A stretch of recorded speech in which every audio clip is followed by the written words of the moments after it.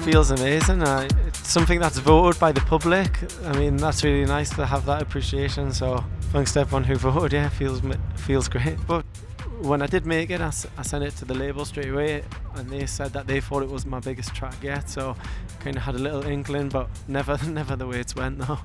It's been amazing, mate. I mean, I only released my first track like 19 months ago or something, so it's been a bit of a whirlwind. Last year I was starting a little bit, but then this year it's just been absolutely crazy. I mean, I've had like the success of Forget, and then I've had a couple of other tracks that have done well as well, and off the back of that it's just been it just went mental.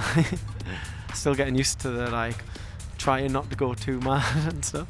One of them would definitely be the playing at DC10 for Paradise over the summer a few times. I played 4 times, so I played once last summer, and then to come back as a resident this year, that's definitely the main highlight. That was wicked. And then also I've done tours like in Australia, North America, South America, but South America, that was a unreal experience, that one. I've lost track of how many years I've been doing it now, but I think I've been doing it maybe 6 or 7 years. It's not just overnight. I mean, there's times like initially when I just didn't have a clue what was going on, and you just need to like just keep going with it. It has been a long process, but then it's kind of the last 3 years I started really making stuff that I was happy with. That totally helped us, because before that I was just kind of messing about with Ableton. Actually, I couldn't get a grip with it. Sacked that off, got Logic, didn't really have a clue what was going on, so I just kind of left it. That's only a couple of months of messing about on that, and then I did the course for Point Blank, and that kind of taught us just the basics of how to navigate the program, and then from there I had the confidence and kind of the knowledge to really go on and teach myself the rest of it. Yeah, that course with Point Blank was with Logic, and I carried on working with Logic, and I still work with Logic, and I don't use any outboard equipment. It's just Logic and a Mac. The only thing that's changed was I used to use a MacBook, and I used to use Logic 8 because that was the one I started on, so I'm on like Logic 10 now, Logic X, and a few extra plugins.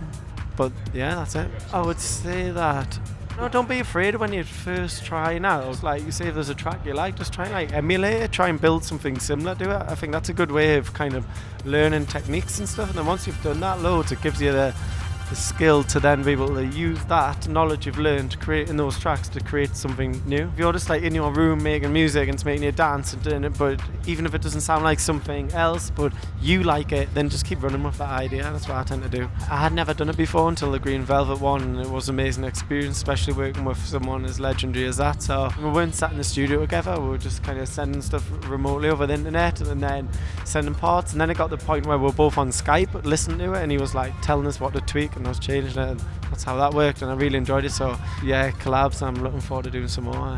I've got a remix on Moon Harbour, which is about to come out in the start of January, and then I've got another EP on Hot Creations coming out. Also, me and Jamie Jones are going to do a collab. I mean, I've just started working on that, so I'm really excited about that. There's talk of me and Green Velvet doing another track together, so I've got lots of unsigned ones that I'm hoping to get out on some labels. That's about it, yeah.